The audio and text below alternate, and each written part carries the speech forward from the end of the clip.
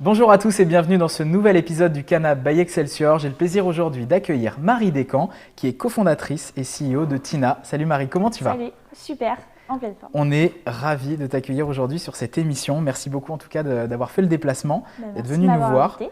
Et on va parler en fait d'un sujet qui, en tout cas, qui est super intéressant. C'est la mode éthique, Oui. entre autres. Alors, on a l'habitude de démarrer ces interviews par justement ce qu'on appelle le CV de l'invité. Donc, je t'invite à te présenter, à pitcher ton parcours en quelques minutes.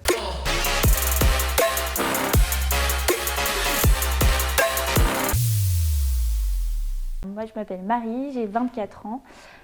J'ai fait des études en commerce. J'ai lancé ma première boîte pendant ma 3e année d'école aux États-Unis. C'était une entreprise de recrutement de stagiaires français à Miami, donc très précis. Okay. Besoin, solution. Mon ancien patron m'a demandé de l'aider. Donc je me suis dit, j'ai qu'à tenter, ça m'apprendra. J'ai ensuite intégré le master entrepreneuriat de l'ESCP pour comprendre vraiment comment on lance une boîte et comment on lance une vraie boîte et comment on la développe. Et ensuite, j'ai travaillé pendant 1 an dans une entreprise en tant que Talent Acquisition Manager et en parallèle, en side project, j'ai lancé un projet qui s'appelle Next Days de livraison de repas en entreprise. Donc voilà, c'était un peu sportif de faire les deux en même temps, le CDI et la cuisine tous les dimanches. Donc j'ai décidé de tout arrêter, j'ai un peu décidé de tout couper pour me recentrer, réfléchir à un projet qui ait du sens. C'était important pour moi, j'en avais un peu marre de faire un peu tout en même temps. Et du coup, j'ai quitté mon emploi, j'ai arrêté le projet de livraison de repas. Et je me suis lancée pendant le premier confinement, du coup, après 1 mois et demi de réflexion intense, sur Tina, marketplace de mode éthique. Alors, est-ce que tu peux nous parler un peu de Tina du coup? C'est quoi le pitch globalement de Tina? Oui, alors Tina, c'est une marketplace, c'est un dénicheur de marques éthiques et tendances. Donc l'idée, c'est qu'on s'est rendu compte avec mes associés qu'il y avait énormément de petites marques, de petites et moyennes marques qui avaient un vrai univers, qui avaient une empreinte, un style assez marqué et qui étaient engagés sur le côté social et environnemental, mais que comme ils sacrifient leur marge au profit de la production, forcément, on les voit moins que les Zara et les grandes enseignes. Et du coup, on s'est dit que c'était dommage qu'on ne les voit pas. Et on a eu envie, c'est vraiment parti de quelque chose de très simple. On s'est juste dit, on va tous les mettre sur une même page et puis on verra. Et du coup, le modèle marketplace est arrivé assez vite. Comment t'es venue l'idée du projet justement? Est-ce que c'est tes valeurs, une passion pour la mode, une problématique que tu as rencontrée? Je pense que c'est un peu un mélange de plein de choses. Je me suis associée avec 2 amies qui sont sœurs entre elles. Et on discute souvent de projets. Moi, j'ai quitté mon emploi pour lancer une entreprise. Donc, je réfléchissais beaucoup à plein de sujets qui m'intéressaient. Il y avait le côté écologie qui, pour moi, était important, que je n'avais pas eu dans mes projets précédents et qui, pour moi, est tellement évident. Moi, aujourd'hui, je ne vois pas comment on peut lancer une boîte aujourd'hui sans avoir cette problématique en tête. Donc, il y avait ça, mais je n'avais pas vraiment d'idée précise sur l'industrie. Et je suis passionnée d'éducation et de formation, donc j'avais vraiment des idées qui allaient dans tous les sens.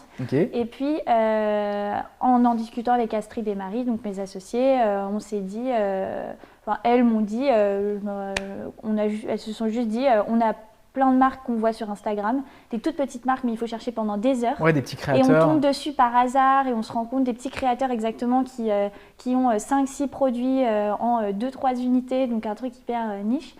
Et c'est dommage parce qu'on ne les voit pas et on a l'impression que la mode éthique c'est cher et en fait ces marques-là il y en a certaines qui sont chères mais il y en a qui sont très accessibles. Ok, donc tu casses un peu le mythe de la mode éthique, effectivement c'est très cher. Tu veux montrer aussi qu'on peut consommer éthique à tous les prix finalement. Carrément. Et je pense que le fait que toutes les 3 on ne soit pas de base des consommatrices de mode éthique depuis très longtemps, ça fait qu'on a eu un regard hyper extérieur et on s'est dit mais en fait c'est un peu, pourquoi s'il y en a autant on les voit pas? Il n'y avait pas de biais. C'est ça. Voilà, ok, je vois. On a pris les choses simplement et on s'est pas trop pris la tête, sauf quand on a commencé à voir tous les labels et les certifications. Là je me suis dit on va s'amuser là.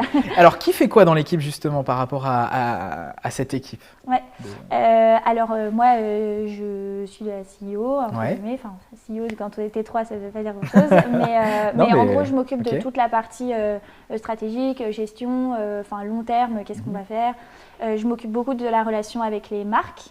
C'est pas moi qui les source, c'est Astrid, ma deuxième associée, qui déniche les marques. Au début, on s'est répartis comme ça. Et la troisième, Marie, c'est la directrice artistique. Donc, elle est DA depuis longtemps. Et j'avoue que, pour nous, c'est une évidence que c'est ça qui a fait la différence dans notre projet par rapport à nos concurrents. D'accord.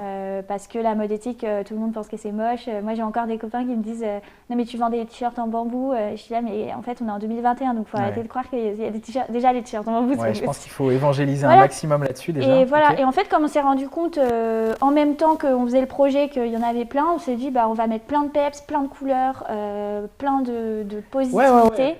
Pour m'être baladé un petit peu sur votre DA. Alors c'est marrant parce que du coup, vous êtes inspiré de Friends, c'est ça, de Central Perk, un peu comme nos bureaux, donc c'est marrant. Mais c'est vrai que on ne s'attend pas forcément à ça. Et au final, votre DA et en tout cas même les parcours sont plutôt bien pour un projet qui globalement vient d'arriver. Ouais, du coup c'est vraiment, quand on a lancé le projet, on s'est posé les questions des compétences complémentaires, même si ça s'est fait hyper naturellement. Mais en fait, c'est pour ça que le projet s'est lancé vite, c'est parce que chacune on avait notre axe de compétences. Astrid, elle passe son temps à regarder les petites marques, à les dénicher, donc elle a trouvé tout de suite des pépites. Marie, en une semaine, elle nous a fait une présentation de malade. On aurait dit que le truc existait depuis 6 mois. Moi, j'étais là, ok. Incroyable. Et moi, je suis un bourrin de l'exécution. Donc, en fait, j'ai fait des 800 tableaux Excel. On a poncé le sujet des labels, des certifications, des trucs. Pour te donner un ordre d'idée, on a eu l'idée, entre guillemets, en, mi-avril. Le 1er juin, on avait déjà 5 marques et le 15 juillet, le site était lancé. Ah ouais, d'accord, ok, donc, incroyable. Pas de perte de temps, quoi. Okay. On s'est lancé sans réfléchir, en mode on verra bien plus tard, quoi. Non, mais c'est incroyable. Alors, du coup, comment tu lances une marketplace aujourd'hui ? Quelqu'un qui nous regarde, qui se dit, putain, moi aussi j'ai une idée finalement, mais j'ai pas forcément les compétences. Quelle problématique tu as rencontrée ? Comment vous vous êtes lancé ? Je pense que le fait de ne pas savoir ce qui m'attendait a fait que j'y suis allée en toute détente et je me suis dit ça va bien le faire. Dur, mais complètement faisable maintenant. En vrai, je me suis pas trop posé la question, je me suis juste renseignée énormément. Je pense que c'est hyper important quand on lance un projet, surtout que on est hyper jeune de manière, toute l'équipe. Et du coup, j'avais déjà fait un premier WordPress moi pour mon premier site. Et puis j'ai toujours aimé bidouiller un peu, mais soyons très clairs, je ne code pas. Il n'y avait pas de e-commerce peut-être sur tes sites WordPress ? Non, c'est ça, j'avais jamais eu la dimension e-commerce et c'est ça qui a fait la différence. Donc j'ai pris l'avis de plein d'entrepreneurs autour de moi et de gens qui ont fait des marketplaces en fait, parce que je me suis rapidement rendu compte qu'on ne pourrait pas faire un e-shop pour le modèle qu'on voulait. De toute façon, il n'y avait pas de choix sur le modèle. Et du coup, je me suis renseignée, j'ai vu que sur Shopify on pouvait. Tu prends des templates finalement existants. C'est juste qu'il faut bien réfléchir à sur quoi tu pars parce que ça dépend aussi de tes marques, sur quel site elles travaillent elles. D'accord. Donc moi en fait, j'ai d'abord posé des questions à plein de marques, ils m'ont tous dit qu'ils étaient sur Shopify, donc je me suis dit je vais sur Shopify. Comme ça, s'il faut se synchroniser, ce sera plus simple. Donc tu as échangé à la fois avec ton réseau pour trouver des solutions sur des briques techniques et tes clients. Et avec des premières marques qu'on avait. Et en fait, c'était un peu un pari parce que je me suis dit si 100% des 5 premières sont sur Shopify, combien de pourcentage dans 6 mois le seront ? Et aujourd'hui, on est à peu près à 50% Shopify, 50% WordPress, à peu près. Et j'ai trouvé un module pour synchroniser aussi WordPress, donc en fait, ça pose pas de problème. Ok, donc finalement, ton modèle, il est scalable si jamais tu rentres des marques, etc. Finalement sur ta plateforme. Ok. Honnêtement, il est scalable jusqu'à dans pas mal de temps parce que j'ai demandé à des entrepreneurs qui avaient pris le même module que moi et qui aujourd'hui font 5 millions de volume d'affaires et ils sont restés 2-3 ans dessus. Très bien. Donc j'ai un peu de marge et c'est pour ça qu'on l'a fait. On voulait pas juste tester le modèle sur 3 mois et tout changer dans 3 mois, c'était grandir et dans 1 an ou 2 maximum. Si on fait une levée ou autre, on en parlera après, mais là on passera sur une plateforme en propre. Alors justement, transition toute trouvée. C'est quoi les futurs défis ? Qu'est-ce que vous recherchez pour la suite ? Alors déjà, marketplace dit offre, demande, juste équilibre à trouver. Au début, on s'est beaucoup concentré évidemment sur l'offre avant de s'occuper de toute la partie client, etc. Donc on a cherché beaucoup de marques, c'est-à-dire qu'on a fait on a listé 500 marques en Europe, parce qu'on cherche des marques en Europe, pas juste en France. Donc on a d'abord fait ça, et ensuite, une fois qu'on a fait ça, on a décidé de passer à la partie réseaux sociaux, presse, pub, etc. Et du coup, les prochaines étapes, là on s'était fixé un objectif de 50 marques en septembre, mais là on est à 42. On s'est un peu motivé pendant le dernier confinement. Je suis rentrée chez mes parents pendant 2 mois et vous allez exploser les chiffres. En forme. Donc ça ne veut pas dire il faut avoir ces KPI-là et ces chiffres en tête. C'est important d'avoir suffisamment d'offres. Mais après, il faut évidemment vendre. Il faut du trafic forcément sur le site. Il faut du trafic, etc. Donc c'est un juste équilibre. À un moment, il y a des moments où on fait coup de fouet pendant 1 mois où je mets 50% de mes journées sur le sourcing et l'offre et l'intégration des marques, parce que c'est moi qui l'ai fait du coup. Mais là, j'ai tout automatisé en décembre. Donc maintenant, on est synchronisé en live pour les produits, les stocks, les inventaires et les commandes. Donc maintenant, dès qu'une commande est passée, ça passe direct sur le site de nos marques ou chez leurs logisticiens et nous, on ne touche à rien. Ok, donc tu automatises un maximum de choses pour toi, te concentrer sur l'essentiel. Là, maintenant, aujourd'hui, quand une commande est passée, on n'a rien de manuel à faire. Même pour intégrer des marques, ça prend 10 minutes grand maximum d'intégrer une nouvelle marque. J'ai une question, temps plein ou side project ? Ouais, alors pour moi, temps plein, pour mes 2 associés, side project. Qu'est-ce que tu penses de lancer un side project, même pour des entrepreneurs en herbe ou des personnes qui ont des idées, peut-être avec un boulot à côté ? Ouais, moi j'ai fait ça pendant tous mes projets précédents, donc je trouve ça trop cool. Je pense qu'il n'y a pas besoin de... Enfin, en fait, il faut tenter, et si à ce moment-là, on travaille à côté, il faut quand même essayer. Et au pire, ça ne marche pas et on aura appris, et au mieux, ça marche et on quitte son boulot et on lance son truc. Je pense que ça peut que servir. C'est juste qu'il faut un bon équilibre. Moi, sur mon projet de restauration et de recrutement, c'était trop opérationnel, les cuisines. C'était tous les week-ends, 100% du week-end. Ouais, d'accord. Et 8h, 21h la semaine. Donc, tu n'avais pas assez de temps à côté pour te concentrer pour développer d'autres pistes de business, quoi, non, mais au-delà de ça, c'est juste que je ne pouvais pas... Enfin, je ne dormais pas. J'étais dans un état de fatigue, en fait. Si tu en parles à mes potes aujourd'hui, ils me disent, mais comment tu as fait ces 6 mois, quoi. Donc c'est pour ça que tu as vraiment décidé de démissionner pour te lancer. Mais sinon, tu conseilles plutôt de commencer à lancer, tester des choses en parallèle. Et quand tu vois qu'il y a des premiers signaux… Je pense que oui, il faut juste avoir un bon équilibre et se connaître. Moi, j'adore bosser. Je m'en fiche de bosser jusqu'à minuit. Il y a des gens qui ne peuvent pas et qui n'aiment pas. Et qui sont très efficaces le matin très tôt et pas l'après-midi. Enfin, chacun a son fonctionnement. Mais par contre, oui, je pense qu'il faut quand même un bon équilibre entre pro et perso. Moi, ça m'avait vraiment manqué. Du coup, j'arrivais plus trop à bosser. C'est pour ça que j'ai arrêté. D'accord. Pour vraiment, là, je suis à temps plein et mon cerveau, il est focus sur ce projet. Il est focus. Et du coup, je fais très attention à l'équilibre de mes associés aussi. Vu qu'elle bosse et que j'ai connu ça avant. Et tu as connu ça avant. Ouais, c'est sûr. Tranquille. C'est bon. Ne vous rendez pas malade. Il faut beaucoup bosser. Par contre, il faut savoir que tu dois beaucoup bosser quand tu montes une boîte à côté de ton activité principale. C'est du temps, quoi. Ok, c'est du temps. J'aimerais qu'on reparle du marché de la mode éthique, alors sans donner des chiffres dans tous les sens, parce qu'effectivement, tu m'expliquais que c'est un marché qui est assez opaque, finalement, complexe sur les chiffres. Mais globalement, c'est quoi ? C'est un truc très français ? C'est un truc qui vient de l'Europe, du monde entier ? Comment… Alors, c'est très, très avancé en Asie et aux États-Unis. Vraiment, vraiment beaucoup. Enfin, il y a déjà des mastodontes qui sont sur le sujet. En Europe, on est très en retard. Mais on a le marché qui a le plus grand potentiel parce qu'en fait, on a les pays du Nord, Suède, Danemark, etc., qui, eux, que ce soit côté consommateur ou marque, ils sont ultra avancés sur le sujet. Enfin, eux, en fait, c'est normal qu'une marque soit éthique et depuis longtemps. Donc, de toute façon, les seules marques éthiques qu'on connaît tous depuis longtemps, c'est des marques des pays du Nord. Et ensuite, il y a les pays, la France, l'Italie, l'Espagne, le Portugal. Moi, j'ai habité au Portugal avec mes 2 associés. Enfin, on est toutes passées dans le même appartement à un moment, en coloc au Portugal. Et en fait, c'est un peu de là qu'est venue l'idée, dans le sens où on a toutes vécu dans ce pays, où la main-d'œuvre est exceptionnelle, où il y a une qualité de travail. Des produits aussi. Et les produits sont magnifiques, la main-d'œuvre est accessible, et il y a énormément de marques européennes qui se produisent au Portugal.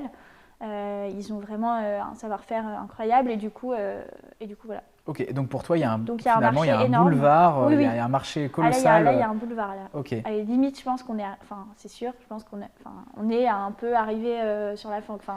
Et t'as pas peur qu'il y ait un gros concurrent, je sais pas, hyper connu, qui se mette à faire ça finalement et qui vous cut non, là-dessus Oui, en fait, il y en aura forcément un parce que je me dis, en fait, quand je vois les sites de e-commerce… Ce sera bon signe, hein, ça veut dire qu'effectivement, en fait, moi, tous mes amis m'envoyaient… C'est marrant, le premier mois du lancement, m'envoyaient des liens avec tous nos concurrents qui disaient, dans notre stratégie, on va passer au green. Et j'étais là, mais attends, c'est trop bien, bonne nouvelle, c'est bon signe. Ça veut dire que vous êtes… Et j'étais là, mais c'est bizarre de dire ça. J'étais là, alors oui, effectivement… ça peut faire peur, mais bon, à ce moment-là, tu fais rien.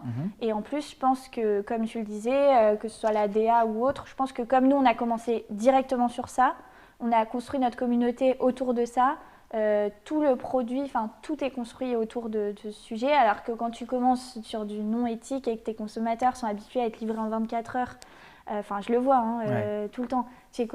Même moi, tu es habitué à être livré en 24 heures et à ce que ton produit coûte 20 €. Donc, si tout d'un coup, ça te met 8 jours… Tu dois changer drastiquement ton mode de voilà. consommation. Et du coup, le virage, il est dur, quoi. Ouais, donc il faut accompagner à ça. Donc oui, évidemment qu'ils vont tous y passer et tant mieux, en fait, qu'ils y passent tous. Mais il y a beaucoup de marques éthiques qui se lancent en Europe en ce moment. C'est assez fou.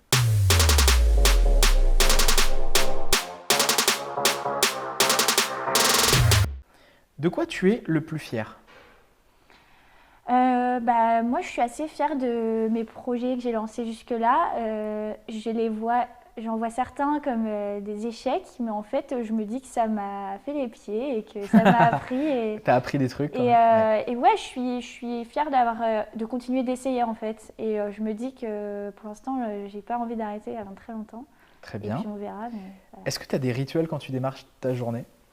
Ouais, alors moi je suis quelqu'un de à la fois très bordélique et très organisé. Ok, alors comment ça se combine tout ça ? J'ai des to-do à la rallonge, donc il paraît que c'est un réflexe de désordonné qui essaye de s'organiser. To-do papier ou to-do digital ? J'ai tout. Okay, alors j'ai Trello pour m'organiser pour Tina, où chaque personne de l'équipe a sa propre colonne, moi j'en ai 3. Okay. Une pour le sprint urgent, une pour le long terme. Voilà. J'ai une roadmap sur toute l'année, j'ai des rappels, des trucs. Okay. Le matin, quand je me réveille très tôt, j'adore bosser le matin. J'aime bien aller marcher une demi-heure ou 1 heure pour respirer un grand… Tu te réveilles à quelle heure par exemple ? À 7 heures. Ça va. Ça va. Avant un peu plus tôt, mais là j'ai du mal, ça rallonge. Et je me pose, je vais marcher, j'essaye de me changer les idées. Et puis quand je reviens, je me liste ce que je veux faire dans la journée. Et je me bloque dans mon calendrier des slots pour toute la journée. Et en fait, depuis que je fais ça, je suis beaucoup plus productive. Je fais ça depuis septembre et c'est la folie, quoi. Si tu avais un conseil à nous donner, quelque part là tu viens de nous en donner un, est-ce que tu n'en aurais pas un deuxième à nous donner par hasard ? L'équipe, pour moi l'équipe c'est la… Bien t'entourer. Ouais. Okay. En fait, mon premier projet j'étais toute seule, mon deuxième j'ai lancé le projet en couple avec la personne avec qui je vivais, donc c'était marrant. On a emménagé 3 mois après la relation et on a lancé la boîte le même mois. D'un extérieur ça peut paraître risqué. Ouais, mais non, c'était trop cool. Ok, nice. Trop bonne expérience. Je pense que l'équipe fait tout. Là, notre équipe, elle est hyper complémentaire et chacune a son terrain de jeu. Mais au-delà de ça, c'est qu'on a des valeurs qui sont hyper alignées. Et je pense qu'avec une équipe avec qui ça se passe bien, demain, on peut complètement changer de projet. Ça ne posera aucun problème. Ouais, en fait. Puis tu peux affronter tu peux pivoter sans stress, quoi. Ouais, d'accord. Donc pour moi, c'est le plus dur de toute façon, l'humain. Mais sans aucun doute, c'est l'équipe. Et on le sous-estime souvent. Très bien. On se dit que tout va bien et en fait… Est-ce que la tech te fait peur ? Non, j'aimerais la maîtriser beaucoup plus, mais je me forme au fur et à mesure. Je m'entoure de CTO, de dev qui me conseillent. Moi, il y a plein d'axes que je ne maîtrise pas du tout dans une boîte, mais je ne pense pas qu'il faille que le CEO soit expert sur tout. Je m'entoure juste, j'ai des mentors pour chaque bloc de la boîte, quoi. Un pour la partie finance, un pour la partie market, un pour la partie com. Et donc la tech… Tu gères l'exécution de tout ça finalement, mais tu sais t'entourer aussi. Ouais, mais après la tech, oui, on va là pour ce que tu me demandais tout à l'heure, les prochaines étapes de Tina. Là, c'est moi qui ai fait tout le site. La prochaine étape, il va clairement falloir que je m'entoure d'une équipe tech. Donc oui, je suis hyper excitée à l'idée de voir ça, mais je suis contente de l'avoir fait moi. Cette partie-là parce que… Tu sauras en parler demain à ton équipe tech. Voilà. Ouais. Et ça, on me l'avait beaucoup conseillé au début du projet. Si tu délègues tout de suite… Franchement, tu ne sais pas de quoi tu parles. Et déjà, même quand je l'explique parfois à des personnes avec lesquelles on travaille ou avec nos stagiaires, je suis là, mais heureusement que je me suis un peu plongée dans le sujet. Très bien. Voilà. Et enfin, ton plat préféré ? Mon plat préféré, je crois que c'est le magret de canard avec les petites pommes de terre persillades de ma mère. Tu es originaire du Sud-Ouest? Je suis bordelaise. Ah, bah d'accord, ok. Du vin, je suis bonne vivante. Ça marche. J'adore manger. Marie, en tout cas, c'était un vrai plaisir de t'accueillir ici. Le mot de la fin pour conclure? On espère que tout va bien se passer. Et consommer responsable. Voilà, exactement. Consommer responsable. Longue vie en tout cas à Tina. Merci beaucoup de nous avoir regardé sur cet épisode. N'hésitez pas à nous suivre sur tous nos réseaux sociaux. On vous dit à très vite en tout cas pour un prochain épisode du Canap. Salut les amis, ciao ciao.